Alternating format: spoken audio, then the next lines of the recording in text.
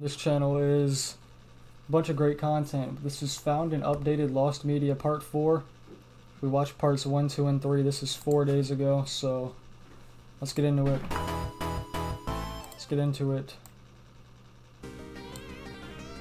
Hopefully the volume's good.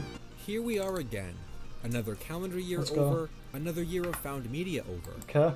So far, there have already been 3 found media videos following what's shown up over the past few months. Damn. And now this is the final one of 2024. So, how do you all think 2024 has shaped up so far? Very nice. This year was so much more interesting than That was previous cool. years, for the fact that internet mysteries dominated the discussion. Everyone knows that was found in full, celebrity number 6 was identified, and as we'll That talk one was about later weird. in the video, the most mysterious song on the internet was finally solved. Not These worth it. topics highlight the finds Mid-song. of this year. That is, if you're grouping these topics into the lost media category. Some people have actually separated them from the traditional kinds of topics the community finds, which gives us that strange moniker this year. Personally, I do feel like there is enough overlap to have them count, but regardless, I still feel like maybe we were missing 1 or 2 big finds to seal the deal on this year being the best.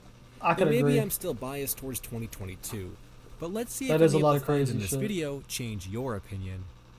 The first topic I'd like to discuss is one that I actually haven't discussed in what might be years at this point, because I totally forgot it existed, and it seemed to be a topic that not a lot of people cared about.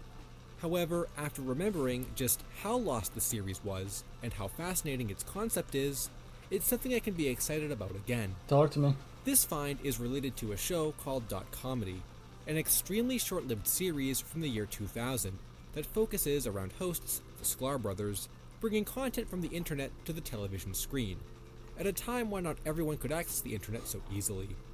I'm sure That back in sounds December interesting. 2000 when the show premiered, the premise of it was new and strange to people unfamiliar with online, and well, that showed in the ratings apparently. According to reports, only 4.1 million people watched its premiere episode, which Damn. prompted an immediate cancellation of the show, leaving the remaining 4 episodes already made completely unaired. And basically, ever since then, the show fell into obscurity and remained mostly lost. So 4 Back in unaired 2018, episodes is when I it? first discovered the topic, there were only a handful of short clips available online, showcasing various segments. It was in these where we got our first modern taste of what the show was really like, Very weird. including some B-roll segments that were about internet content and computers, rather than being taken directly from online. Overall though, there wasn't much to see, and after watching the clips, I was unimpressed with the show. I got the impression that it was made to insult internet culture rather than exploring it, and after one attempt to contact a former editor who claimed to not have worked on the show, I sorta gave up trying to find it. Fast forward 6 years to late 2024, and during one of my live streams, I was informed by my viewers that an episode of Dot Comedy had been uploaded in full. Damn, a We took a whole look on thing? YouTube, and yes, that was true. The first episode that aired on TV, all the way back in December 2000, was finally posted in full after 24 years. See, like, how does shit like this happen, bro? So weird, but so fascinating. By Switchy and Kev the Ripper. As is clear from the upload, this came directly from the day it was broadcast on TV, and for the first time ever, we were able to experience Dot Comedy as the audience had in 2000. Originally, That's I cool. complained that the show missed its opportunity to archive the early internet, but it actually does a decent job of that. It was so fun seeing all the old advertising for websites and show content that was probably wiped from existence decades ago. This does make me wish the series was more successful in that it could have provided more content. So you might be asking yourself, what about the other 4 episodes? Yes, those could have more treasures in them, but they're still completely lost. Since they were never aired on TV, you'd have to find someone who worked on the show to get them unearthed. That is, if they even still have records of them at all. Imagine. I would assume someone, somewhere does, but I have never found that person. That'd be and crazy. at least back when I looked, information about the show was really scarce. We actually do have a full credits roll now, so it might be worth taking a look at That's and true. sending some emails.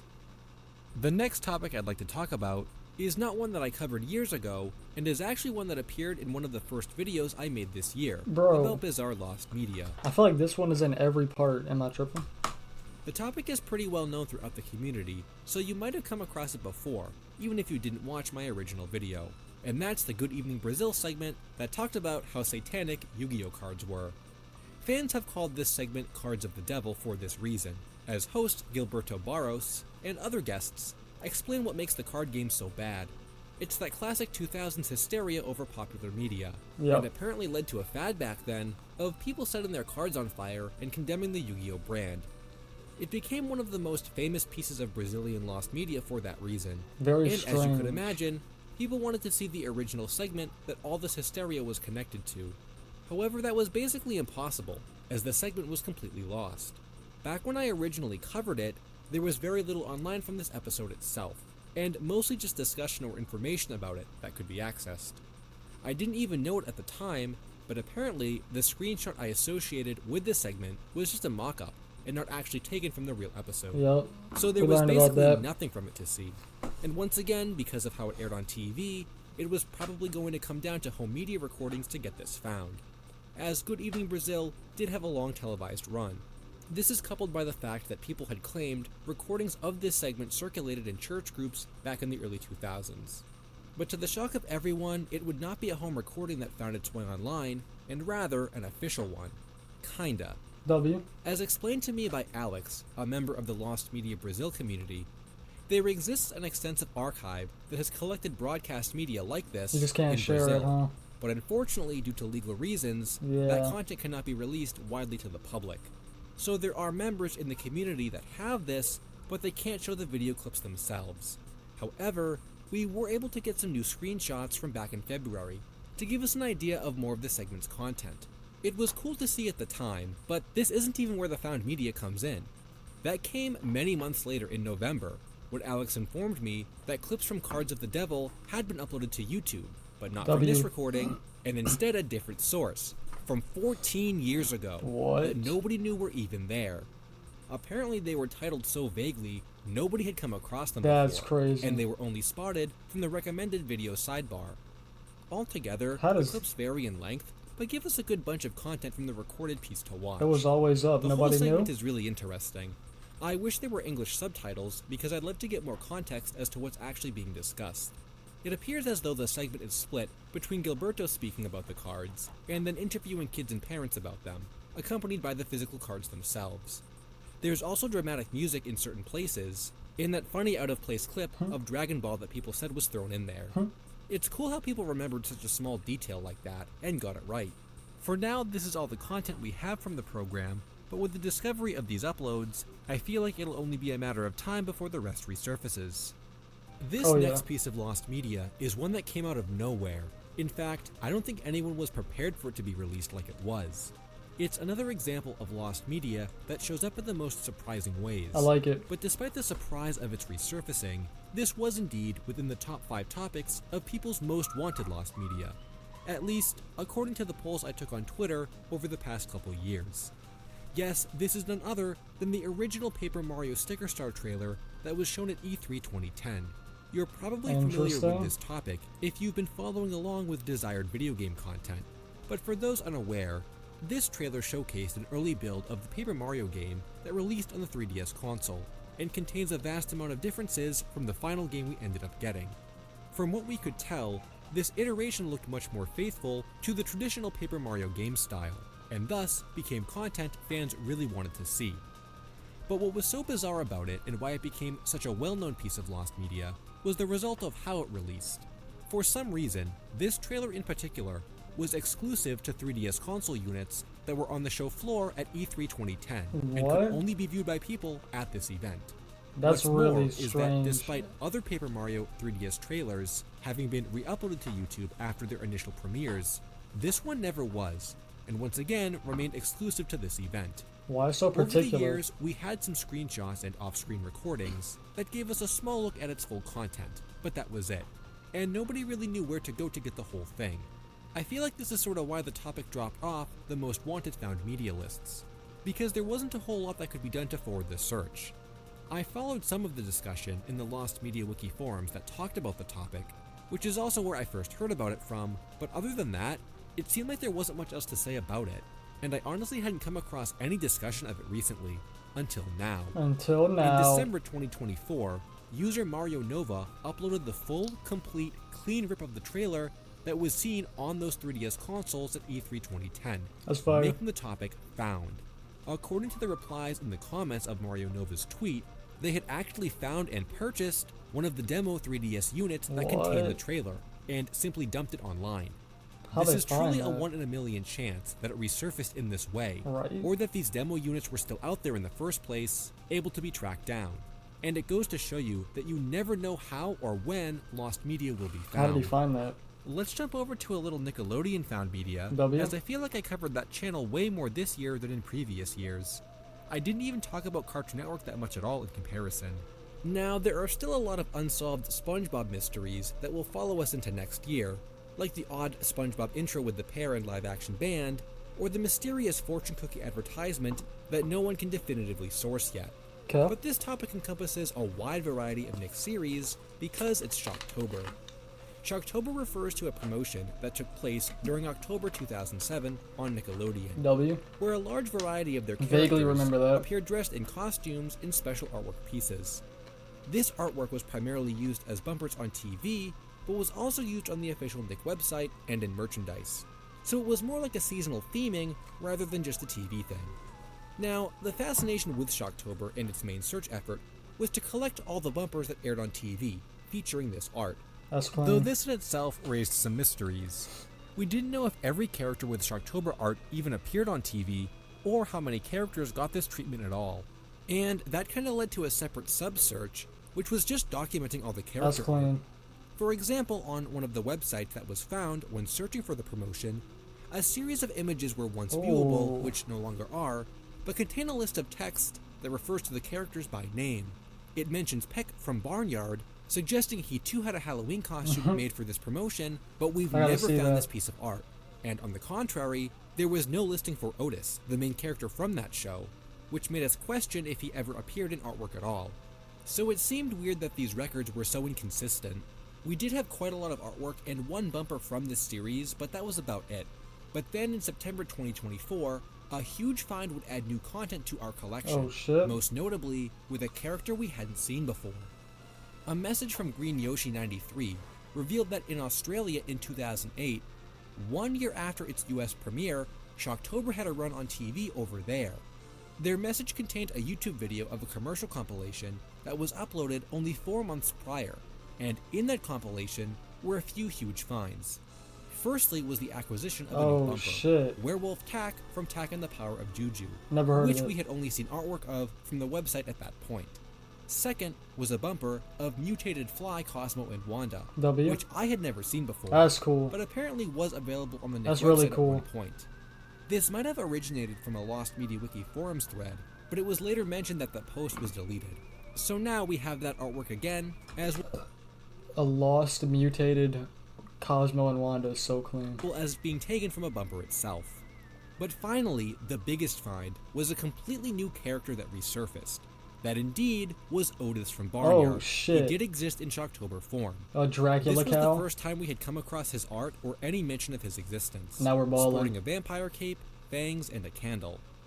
While this was great confirmation to have about the character, we actually still don't have his full art, and have not come across that online, or anyone that once posted it before. That's pretty And that goes lame. back to the strangeness of this whole search, because some characters like the Avatar ones were put onto t-shirts, so we have their full art, and then Butch Hartman showed the Danny Phantom ones all on his own, Shut up, so we Butch have Hartman, those what a pieces goat. too.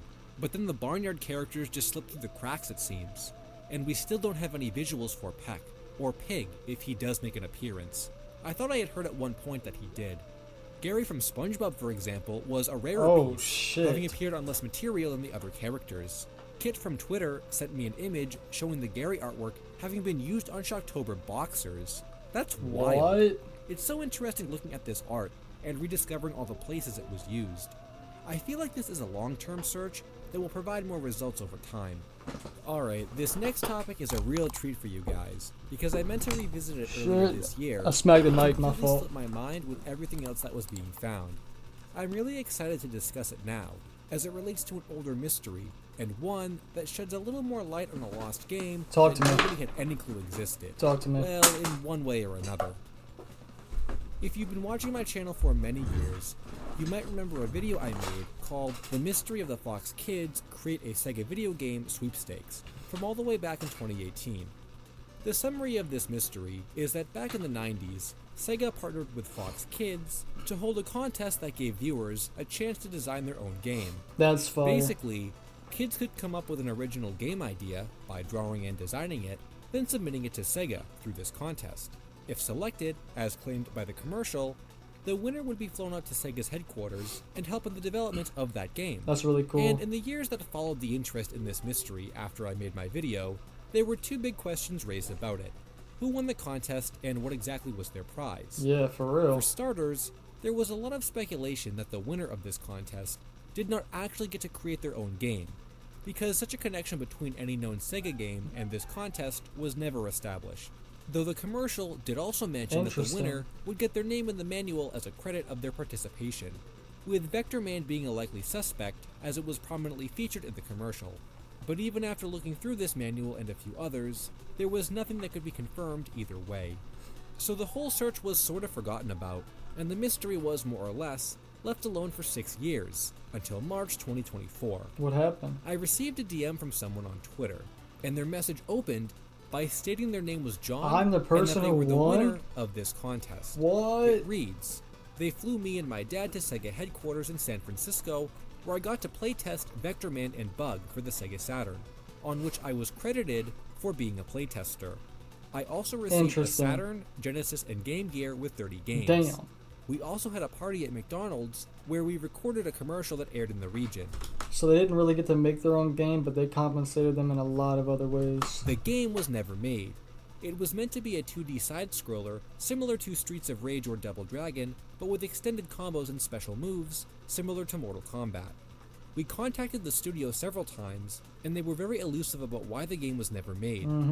He then asked if I had any more questions about this, and enjoyed the fact that so many people were interested in solving this mystery. It is pretty And interesting. as you could imagine, I was shocked that after all these years, the winner had finally come forward after having come across my video to pass on this new information. Now, despite the details sounding thorough and lining up with what we did know or assumed, most importantly, I wanted a little more proof that this was really them. Yeah, And that's when I was fair. supplied with photos from a local newspaper, discussing the story in full and containing John's name within. That's cool. He was the real deal. John was the winner of this contest. So I asked a couple more questions. Firstly, about being able to watch the commercial, and secondly, about the game itself. John said that he did have the commercial, but that it was lost media, and needed to be transferred from tape. That hasn't happened yet, but he said he wanted to get to it. And unfortunately, about the game, he couldn't supply a lot of details surrounding it. Like I said before, as far as he can recall, the brand new game that was supposed to come out of this contest never materialized. He had doubts it was even started at all, going as It far probably as to say didn't. it's possible they never even intended to develop it at all. Yeah. Which, based on the wording of the commercial, I could totally see being the case. It seems to me like the game pitch was just a metric used to pick a winner, and the manual credit as the playtester is what counted as helping make a game. But John did go on to explain the design documents from the game, stating that there were 3 sheets of paper with some descriptions of levels with hand-drawn squares that were meant to be the aesthetics of each level, and 2 hand-drawn main selectable characters with short descriptions and a few input strings with special move descriptions. Then a few drawn normal enemies for each level, and a boss for each level. I really wish I could get my hands on the actual original drawings, but I doubt that's possible at all. I should have made copies. Yeah. Unfortunately, this is largely where the content for the topic ends, but the mystery can be concluded to some extent. That one's pretty With the interesting. exception of the McDonald's commercial and those original design documents, we now know that John was the winner, was credited in 2 manuals, and that no actual new game was made What a lucky as a winner. result That's of this actually fire. contest.